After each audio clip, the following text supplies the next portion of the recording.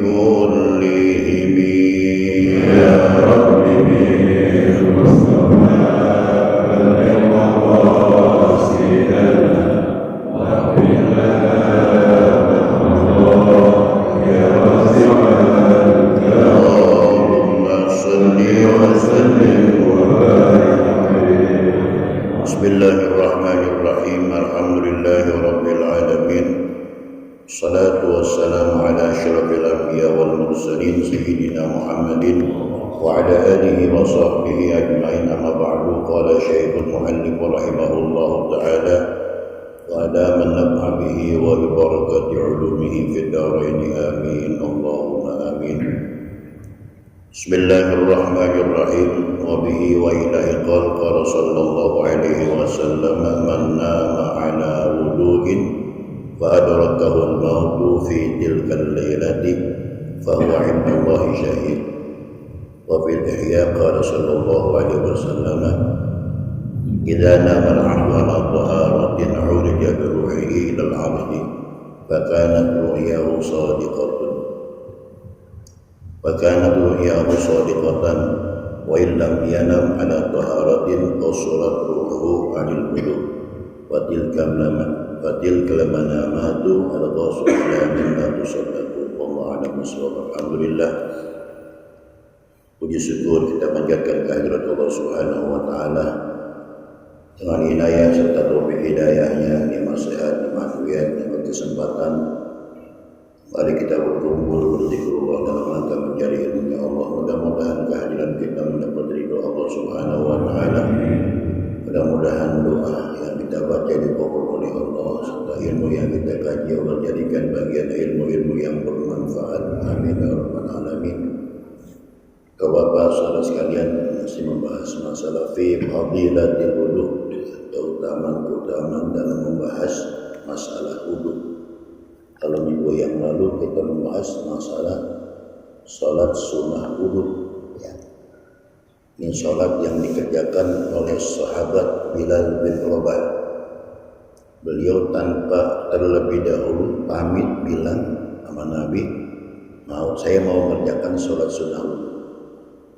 Diketahui oleh Nabi setelah Nabi itu melaksanakan Isra dan Mi'raj, Nabi itu mendengar gesekan sendalnya sahabat Bilal bin Rabah.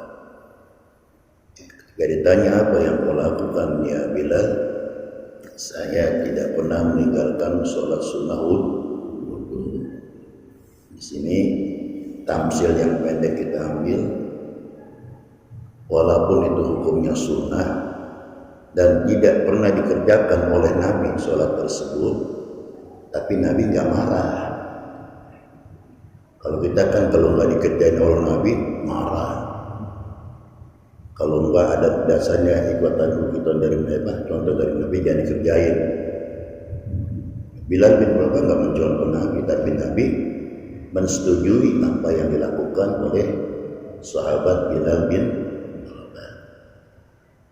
Kalau bahasa kasarnya, tidak semua yang dikerjakan Nabi kita harus mencontoh, mengikuti. Kenapa tidak mampu kita mengikuti apa yang dicontohkan oleh Nabi? Bukan berarti kita anti sunnah Nabi. Amin. Ketidakmampuan kita mencontoh apa yang dicontohkan oleh Nabi, ya, sehingga Nabi pun khawatir apa yang dikerjakan oleh Nabi, takutnya nanti umatnya jadi wajib. Sehingga ulama mengatakan hukumnya kita dosa. Kalau ibadah yang sunat kita anggap seperti ibadah yang wajib. Umpama kita ngerjain sholat apa nih? Sholat sunnah. Seakan-akan kalau kita nggak kerjain kita berasa dosa. Itu jadinya jadi dosa itu. Beda memang sholat yang wajib. Kalau kita tinggalkan memang dosa. Tapi sholat sunnah biasa kita kerjain gitu. Satu ketika kita nggak ngerjain, kita bingung seperti apa? Seperti punya dosa meninggalkan ibadah yang wajib, jadi dosa itu. Paham ya? Jadi tidak ada kedudukan sunnah seperti ibadah yang wajib. Di Di sini Nabi suka mengerjakan ibadah yang sunnah, yang memang kita nggak mampu mengerjakan seperti apa yang dikerjakan oleh Nabi. Bagaimana khusyuknya Nabi, bagaimana sempurnanya Nabi, bagaimana istiqomahnya Nabi, itu yang kita nggak mampu. Atau berapa jumlahnya sholat yang dilakukan oleh Nabi, atau berapa lama Nabi mengerjakan sholat sunnah, ibadah yang sunnah, itu yang kita tidak mampu. Makanya Allah katakan ittaqullah mastata'tum, bertakwalah menurut kadar kemampuan kalian sendiri. Jadi kita nggak harus memaksakan. Kalau mampu silakan, kalau mampu. Sehingga ada solusinya, kata Nabi, ahabbul a'mal ilallahi adwamuha wa in qalla. Ibadah yang paling dicintai oleh Allah itu yang penting istiqomahnya walaupun sedikit. Gak usah banyak-banyak, sedikit tapi istiqomah, daripada banyak tapi berhenti. Allah nggak suka tuh. Yang disukai oleh Allah walaupun sedikit terus istiqomah. Kita baca istighfar 100, salawat 100, terus istiqomah. Itu yang dicintai sama Allah daripada 1000 berhenti. Kita baca 1000 sekali, itu nggak bagus. Ya. Sholat duha 2 rakaat terus menerus lebih bagus daripada 12 rakaat cuma setahun sekali. Mohon mana? Bagusan mana? Nah itu saudara ya. Jadi Nabi itu tidak memaksakan terhadap umatnya. Makanya umat ini yang ya di antara ulama-ulama ada yang mengejar untuk apa? Untuk betul-betul mengikuti sunnah Nabi. Kita tapi jangan menghilangkan sunnah Nabi. Jadi bahasanya kalau kita tidak mampu semuanya, jangan ditinggalin semuanya. Maksudnya, kalau kita umpama mengerjakan sholat duha enggak mampu 12 rakaat setiap hari, jangan ditinggalin semuanya. Cukup udah 2 atau 4, yang penting terus menerus. Nah kembali sahabat Bilal bin Rabah itu beliau memang tidak berdasarkan perintah Nabi, tapi Nabi tidak melarang. Ini namanya hadis takrir, diamnya Nabi itu diperbolehkan, itu namanya ya. Jadi sama juga contoh seperti sholat kegiatan maghrib, sholat sunnah kegiatan maghrib itu Nabi tidak pernah ngerjain. Tapi ada sahabat yang ngerjain, Nabi nggak melarang.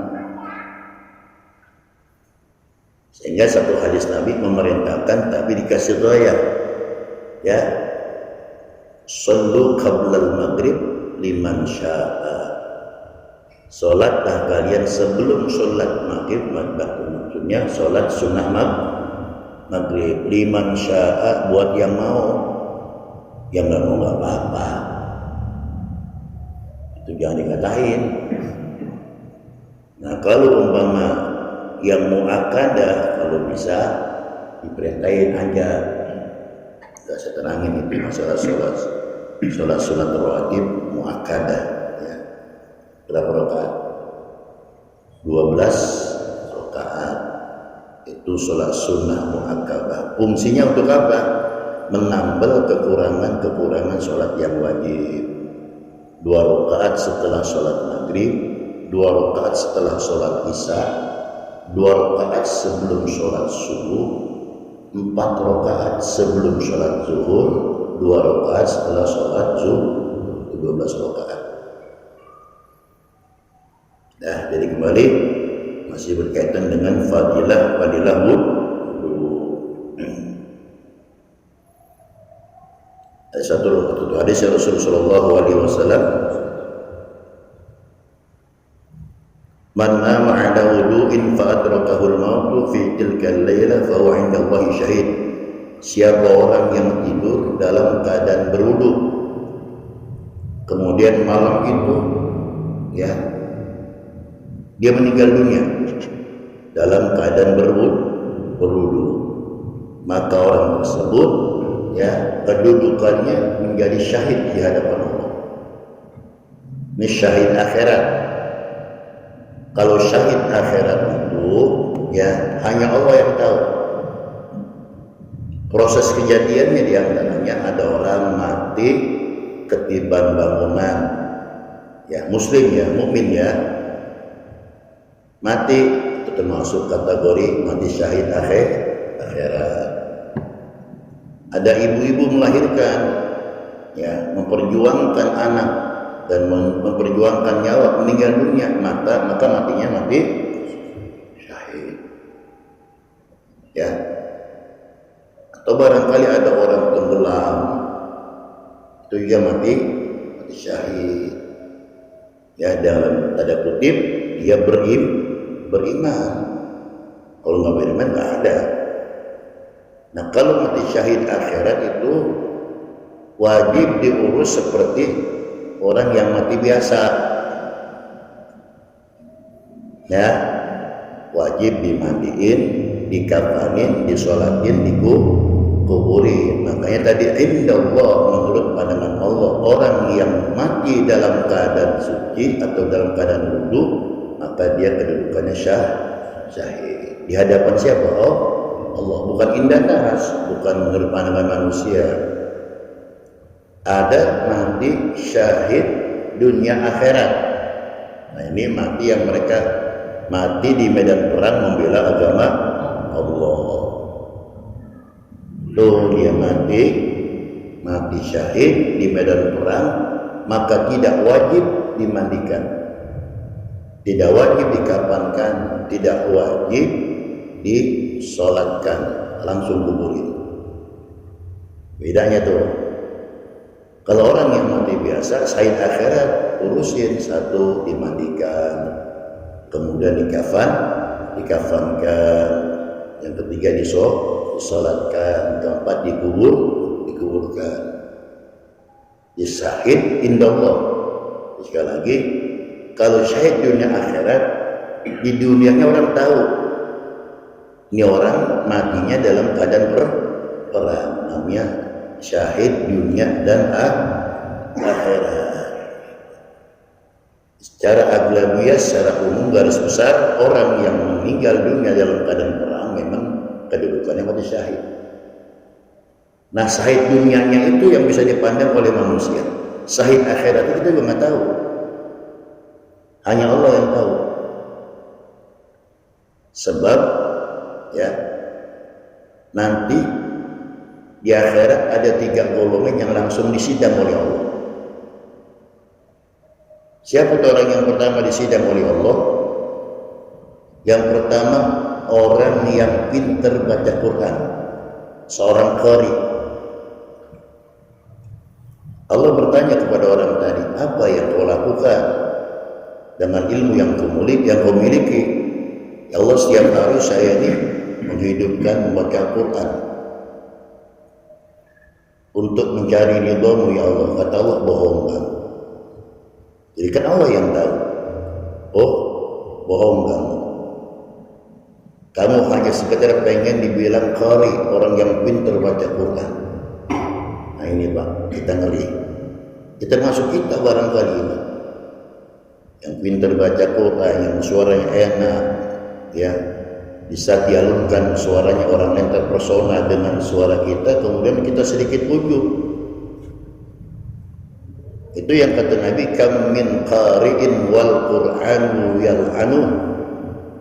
Berapa banyak orang yang membaca Quran, Quran itu tidak memberikan syafaat, tidak memberikan pertolongan kepada orang yang baca, namun sebaliknya Quran melaknat kepada orang yang membaca Quran tersebut. Itu Allah yang tahu. Yang kedua, orang yang dermawan, orang yang suka sedekah. Ya, ketika Allah bertanya, apa yang kau gunakan harta yang aku titipkan kepadamu?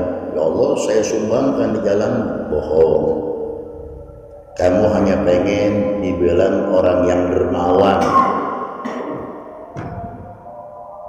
Kan Allah yang tahu ini. Jadi kalau ada seseorang yang memang dia rajin sedekah, ya, tujuannya kemana? Ini Allah yang tahu. Kalau pengen dibilang orang yang dermawan, sia-sia sedekahnya tadi. Tapi ini pun kita nggak boleh nilai, hanya Allah yang tahu. Allah yang tahu, nggak boleh tuh. Ya lu nggak boleh. Kita memvonis orang lain ria, nggak boleh. Bab itu hanya Allah yang tahu, bukan kita. Sehingga kalau kita menuduh orang lain itu ria, jadi suzon, nggak boleh. Jadi nggak boleh, kita hati-hati. Maka tadi kan syahid juga indallah. Ini yang ketiga. Nanti orang dipanggil oleh Allah, orang yang mati di medan perang. Ditanya, untuk apa kau berperang jalan? Apa di medan perang? Untuk membela agama, ya Allah. Bukan. Kamu hanya pengen dibilang si pemberani. Jadi dia turun di medan perang, dia dibilang dia paling jago. Itu Allah yang tahu.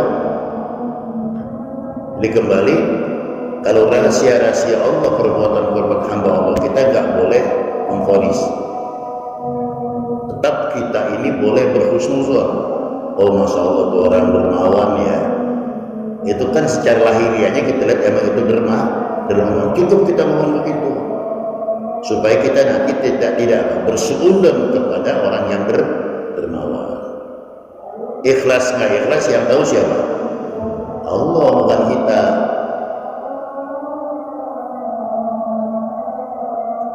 Atau juga tadi ada orang yang baca Quran, emang suaranya enak, nikmat, kita nikmati dengan keindahan suara dia. Kita nggak boleh orang riak mau baca Quran enak suaranya, yang nggak boleh begitu.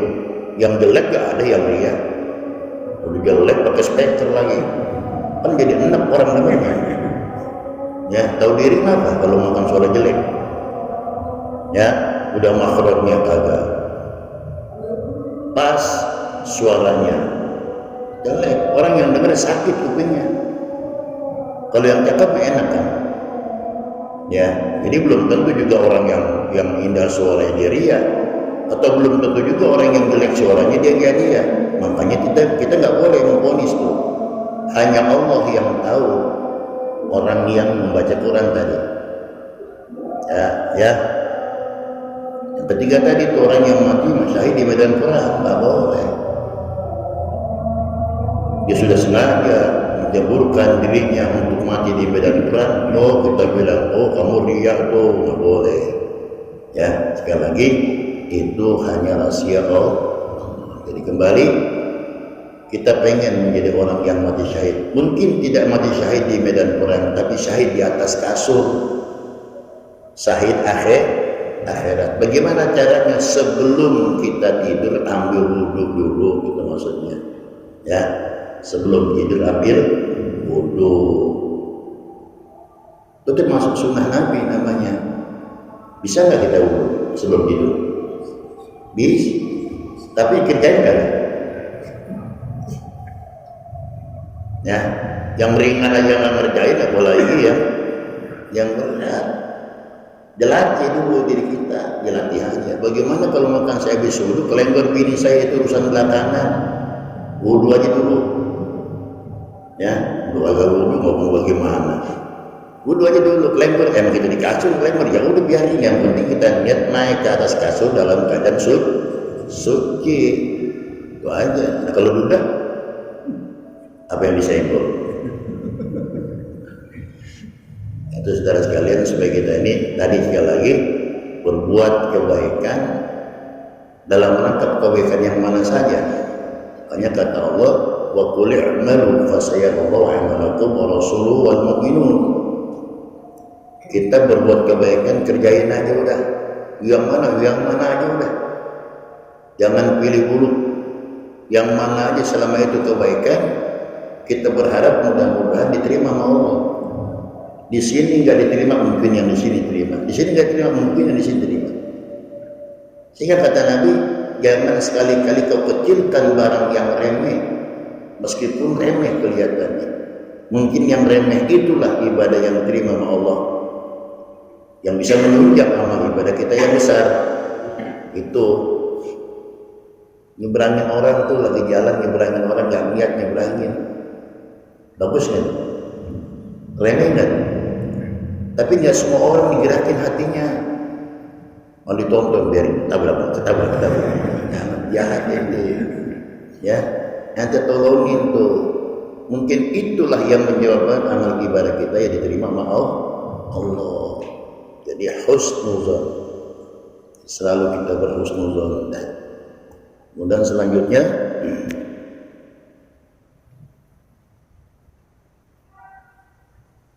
dalam riwayat yang lain menurut ya Al-Imam Ghazali dalam kitab Ihya,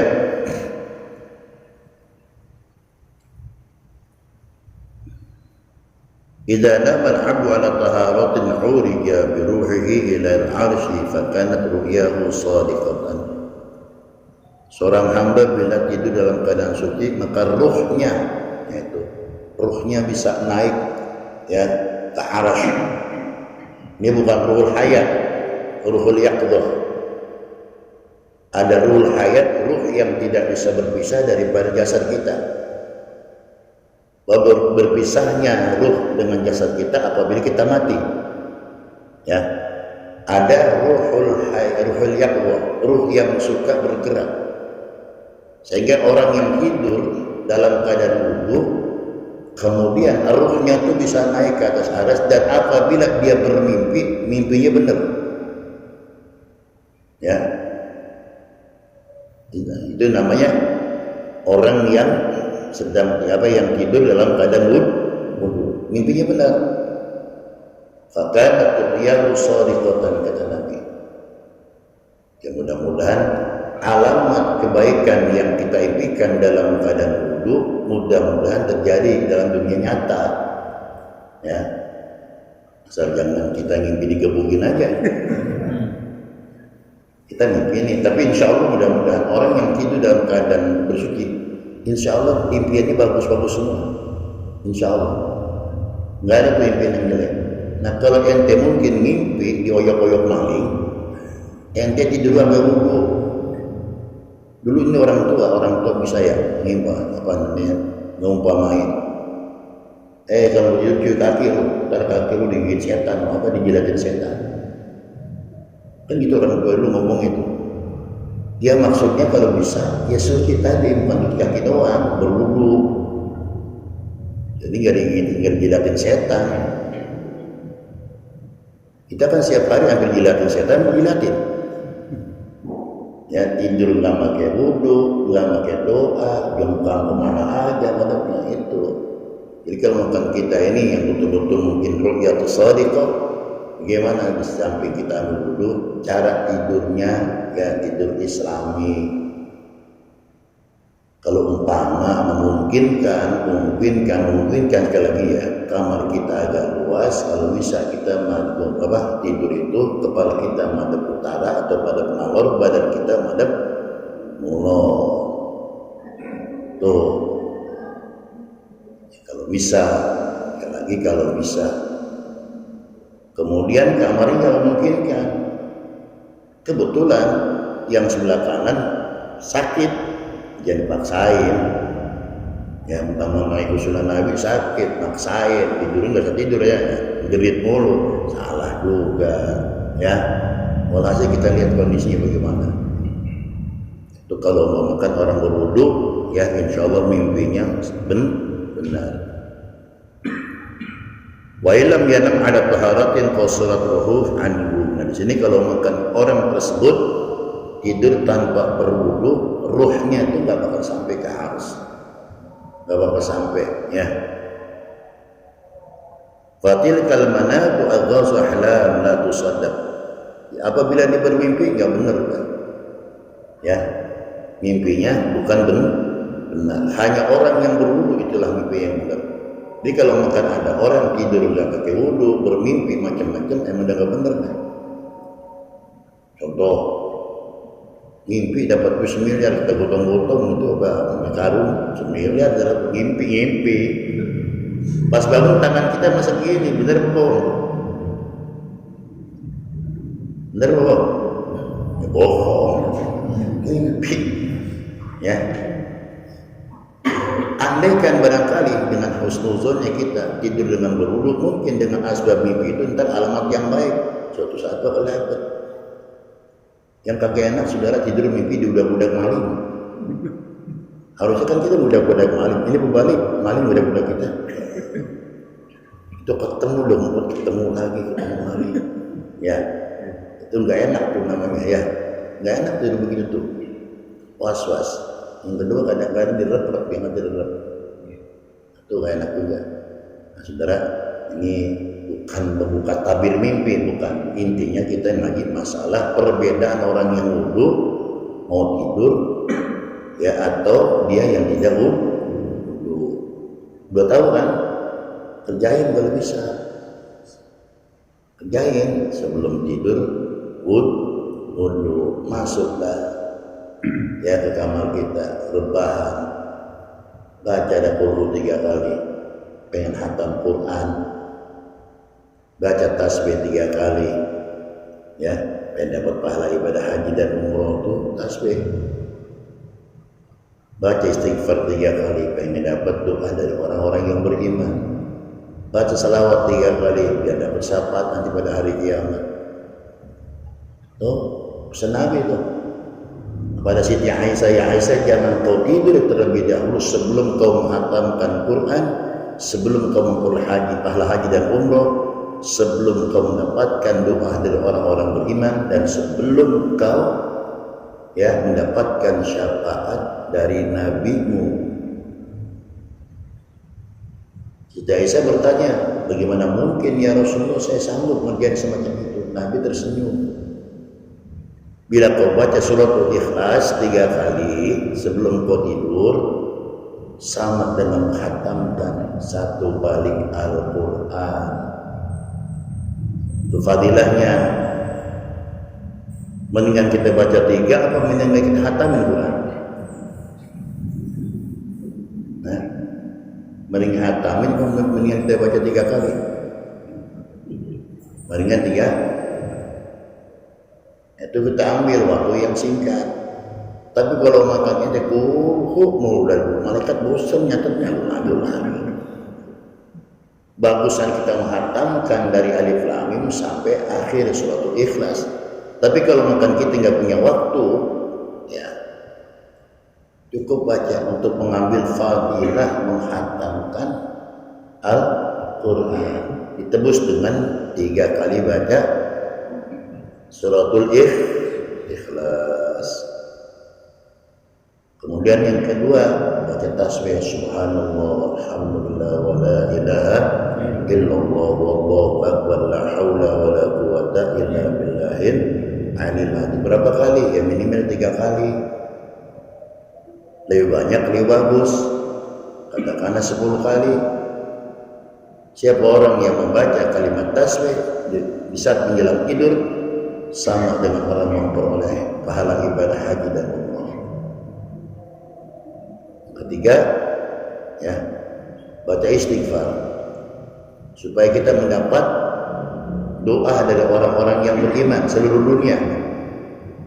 Istighfarnya gimana? Astaghfirullahaladzim, ya, li walidayya wa li jami'il muslimina wal muslimat wal mu'minina wal mu'minat al-ahya'i minhum wal amwat.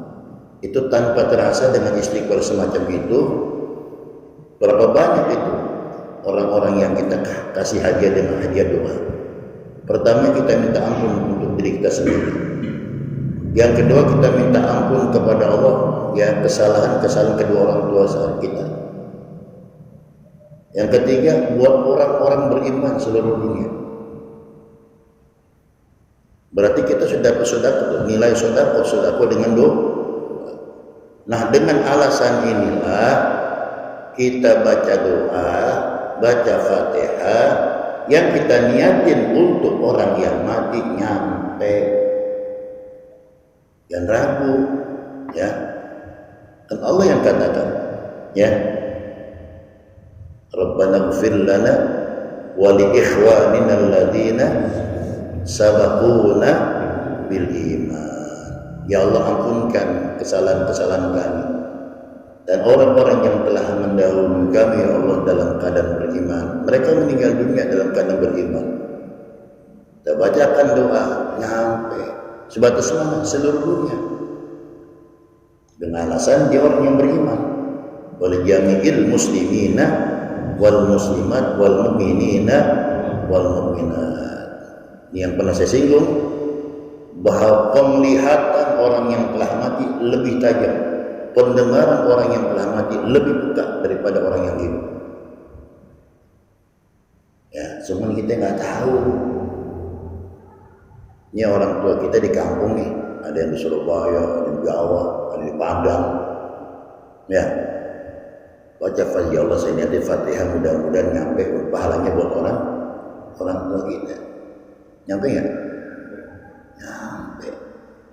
Jangan ragu, saudara sekalian. HP aja nih kita WhatsApp, belum 5 menit teman kita ada di muka, teman kita di luar negeri. Bagaimana keadaan ente? Sehatnya? 5 menit langsung, belum 5 menit dibalas, alhamdulillah sehat. Itu kecanggihan ilmu yang dimiliki oleh manusia dengan berbagai teknologi. Kita percaya. Kenapa buatan Allah kita nggak percaya? Masih ragu, disalahin lagi. Janganlah ya. Apa yang kita lakukan semua ini ada dasarnya, ada hadisnya. Tadi itu kita baca istighfar. Kata Nabi, sebelum kau mendapatkan doa dari orang yang beriman. Kenapa? Sebab kita mendoakan mereka pun doain kita. Allahumma ighfir liman nawwara qabrana. Ya Allah, ampunkanlah orang yang menerangi liang kubur kami. Doa dari orang-orang yang telah mati buat kita. Hanya orang kalau sering ngirim doa, ya baik untuk orang yang hidup atau orang yang mati, itu lain rasanya. Lain dalam hasil keberkahan diri kita ada, wajah kita pun kelihatan. Kenapa? Kita orang mati aja masih peduli ngirimin doa, apalagi orang hidup. Itu loh Pak. Ya, jadi kelembutan nanti ada tuh. Nah, yang keempat apa? Kita mendapatkan syafaat dari Nabi Muhammad dan Nabi Allah Ibrahim. Kalau bisa baca doa salawatnya, Allahumma shalli ala sayyidina Muhammad wa ala ali sayyidina Muhammad kama shallaita ala Ibrahim. Boleh kan pakai sayyidina? Boleh. Enggak pakai? Boleh. Jangan gara-gara sayyidina kita berantem lagi. Ya. Sama juga ada orang mengucapkan assalamualaikum warahmatullahi ta'ala wabarakatuh. Yang satu lagi Ustaz, assalamualaikum nggak pakai ta'ala gitu. Jadi ini mudah ya. Mau baca sayyidina boleh, nggak pakai sayyidina boleh. Kita pakai biasa pakai sayyidina, jangan ditinggalin. Ya, kenapa? Sebab kita menghormati kedudukan Nabi Muhammad dengan kalimat sayyidina. Sayyidina itu bukan mempertuhankan. Ya, hanya ibaratnya yang kami hormati, Tuhan. Enggak pantas kita bilang Tuhan. Pantas nggak? Tuhan, Sayyid aja Tuhan. Semoga Allah sampaikan salam dan salawat kami kepada Tuhan baginda Muhammad. Nggak pantas kah orang itu? Pantas nggak kira-kira? Itu Tuhan namanya, Sayyid Tuhan, bukan Tuhan. Kalau Tuhan nggak boleh. Masa Nabi kita nggak Tuhan? Kalau Tuhan boleh, makanya dengerin kan ngaji. Bukan Tuhan. Ya, Sayyidina turunnya Tuhan.